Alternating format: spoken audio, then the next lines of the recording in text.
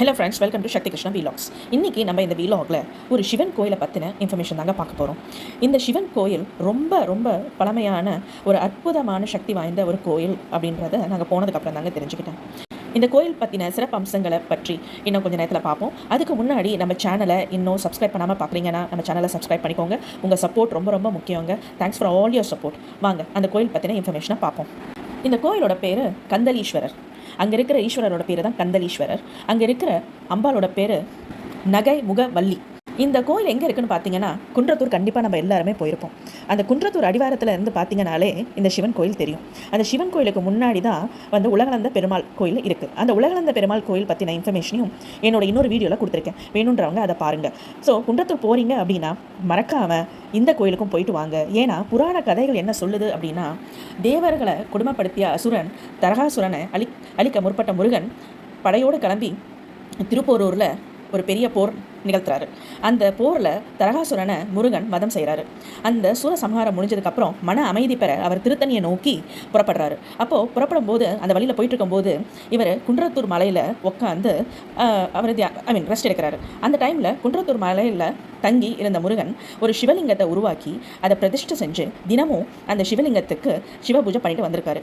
அந்த சிவன் மலை அடிவாரத்தில் கந்தலீஸ்வரர் என்ற பெயர் கொண்டு கோயில் கொண்டு இருக்கிறார் அப்படின்றது ஒரு வரலாற்று கதை. இது வந்துட்டு பார்த்தீங்கன்னா, இந்த கந்தலீஸ்வரர் அப்படின்ற பேர் எப்படி வந்தது அப்படின்ட்டு ஒரு ஒரு கதை என்ன சொல்லுது அப்படின்னா, கந்தனால் உருவாக்கப்பட்டு பூஜிக்கப்பட்டதால் அவருக்கு இந்த பெயர் வந்தது அப்படின்னு சொல்கிறாங்க.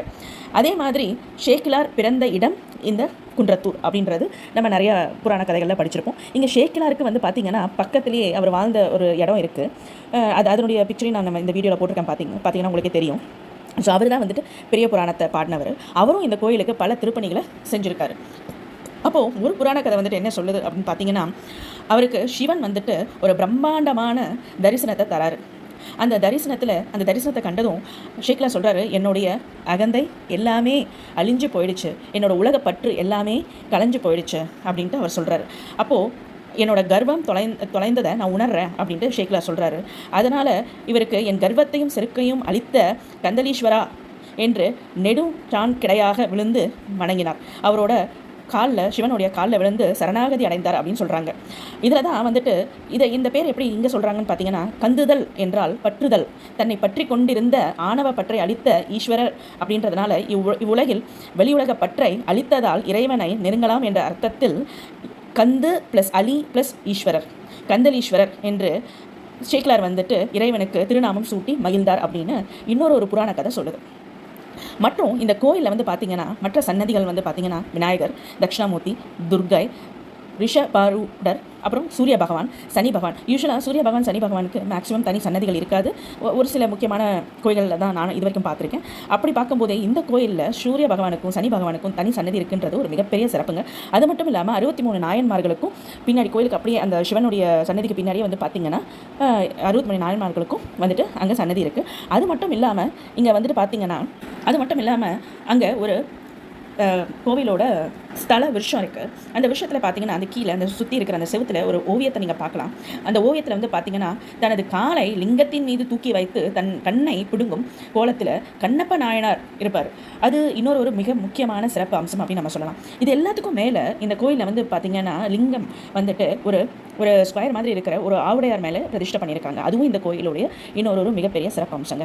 இதுக்கு எல்லாத்துக்கும் மேலே யூஸ்வலாக எந்த கோயிலுக்கு நம்ம போனாலும் சரி, சிவன் கோயிலுக்கு போனாலும் சரி, எல்லா இடத்துலையும் நவகிரக சன்னதின்னு ஒன்று இருக்கும். ஆனால் இந்த கோயிலில் நவகிரக சன்னதியே கிடையாது. அதுதான் இந்த கோயிலுடைய மிகப்பெரிய ஹைலைட்டான ஒரு பாயிண்ட்டு. அதுக்கு என்ன சொல்கிறாங்கன்னா, சிவபெருமானே இங்கே அந்த 9 கிரகங்களால் ஆகக்கூடிய எந்த பிரச்சனைகளையும் தீர்க்கக்கூடிய ஒரு சக்தியாக இங்கே அமர்ந்து பக்தர்களுக்கு அருள் பாலிக்கிறார் அப்படின்னு சொல்கிறாங்க.